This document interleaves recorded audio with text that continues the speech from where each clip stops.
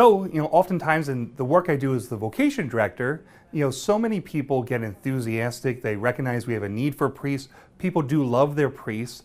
And so often, instead of focusing on what the critical issue is of the need to form disciples in order to be able to respond to God's call, so often the question gets steered to, well, why can't we get the church to allow priests to get married?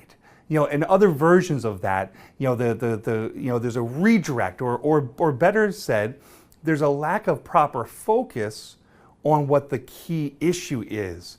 Now, I don't want to focus on that right now. I want to focus on, celibacy in a particular way, as everyone knows that, anyone that is called to the priesthood or religious life, they make a commitment to celibacy, and celibacy is hard. Sometimes, people will say like, oh, that's so medieval, and, the church is just torturing priests, and, we love our priests, we would love for them to get married too. And I'm here to tell you that celibacy is awesome. It really is an amazing gift. And true, it is a sacrifice, because everyone called to celibacy would love to be married, would love to have kids. They're giving that up for the sake of the kingdom. So I can tell you, celibacy is awesome, and it is a sacrifice, and it's fruitful. So going back to the figuring out, like, how would this help, if priests were allowed to get married, how would it help with vocations? If you think about it, on a typical day, I'm giving 16 hours to the church.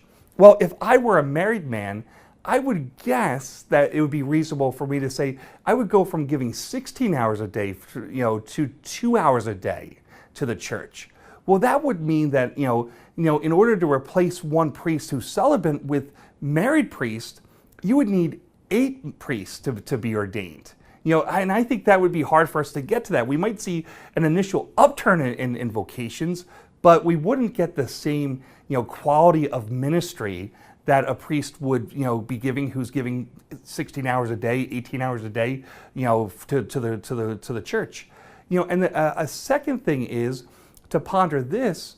The Western part of the church, which is the Latin Rite, part of the Catholic Church, because there's Eastern Catholic churches too, who allowed their priests to get married, and so it's a discipline that they didn't take on. And the Western churches, the Byzantine Catholics and so forth, their churches are very small in compared to the Latin Rite Church or the Western Church, where we took on this discipline of celibacy. And so many have speculated that the reason why we've grown so large is it's a fruitfulness to celibacy. That there's an impact that it's having on the vitality and the life of the church.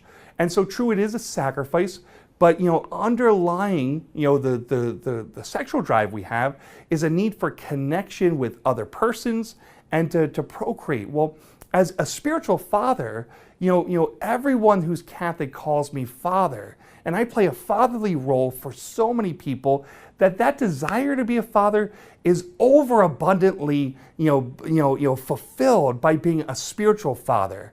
And that underlying drive to connect with other persons, it allows then what would be my sexual drive to be transferred to ministry and to prayer. And I believe celibacy has brought a fruitfulness in both. So I'm here to tell you that celibacy is a wonderful gift, and it is awesome. And that's why I never hesitate in my job as vocation director to invite others to consider, is God calling you to this life of celibacy? Because it brings a lot of great things about.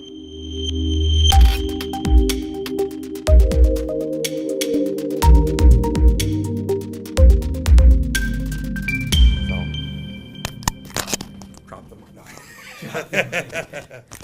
break that. Good stuff. Thank you.